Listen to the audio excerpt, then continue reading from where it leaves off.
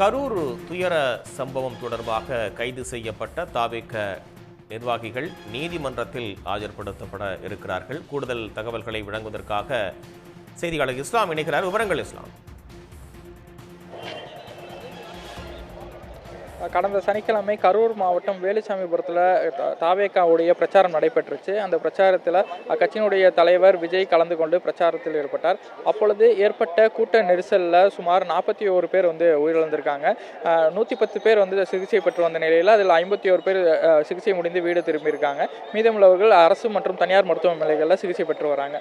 இந்த நிலையில் இந்த துயர சம்பவம் தொடர்பாக 5 பிரிவுகளின் கீழ் போலீசார் வழக்கு பதிவு செய்திருக்காங்க. கரூர் நகர் காவல் நிலையத்தில் தாவேகாவுடைய மேற்கு மாவட்ட செயலாளர் மதியழகன், அதே போல் தாவேகாவுடைய மாநில பொதுச் செயலாளர் புஷி ஆனந்த், இணை செயலாளர் நிர்மல் குலால் உள்ளிட்டோர் மீது வழக்கு பதிவு செஞ்சுருக்காங்க. இந்த வழக்கு பதிவு செய்த நிலையில் போலீசார் இவர்களை தேடி வந்தாங்க. இதில் நேற்று இரவு இந்த மேற்கு மாவட்ட செயலாளர் மதியழகன், கரூர் மேற்கு மாவட்ட செயலாளர் மதியழகன் திண்டுக்கல்லில் தலைமறைவாக இருந்தார். அவரை தனிப்படை போலீசார் கைது செய்தாங்க.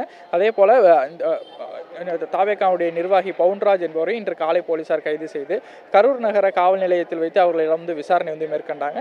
விசாரணை தற்பொழுது செய்த பின்பு அவர் இன்னும் சற்று நேரத்தில் கரூர் நீதிமன்றத்தில் ஆஜர்படுத்த இருக்காங்க. அதற்காக அவர்களை அழைத்து செல்வதற்கான அனைத்து ஏற்பாடுகளையும் போலீசார் செஞ்சிட்டு இருக்காங்க. இப்போ இன்னும் சற்று நேரத்தில் அவர்கள் அழைத்து செல்லப்பட்டு நீதிமன்றத்தில் ஆஜர்படுத்தப்பட இருக்காங்க. இந்த வழக்கு தொடர்பாக மேலும் சிலரை கைது செய்ய வாய்ப்புள்ளதாகவே தெரிகிறது. அதற்காக போலீசார் தீவிரமாக இந்த வழக்கில் தொடர்புடையவர்கள் தேடி வராங்க. இந்த தமிழ்நாட்டை மட்டுமல்ல இந்தியாவே உலுக்கிய இந்த பெரும் சம்பவம் தொடர்பாக வழக்கு பதிவு செய்யப்பட்டுள்ள நிலையில் இன்னும் சிலரை கைது செய்து அவர்களிடம் விசாரணை மேற்கொள்ள போலீசார் திட்டமிட்டிருக்காங்க.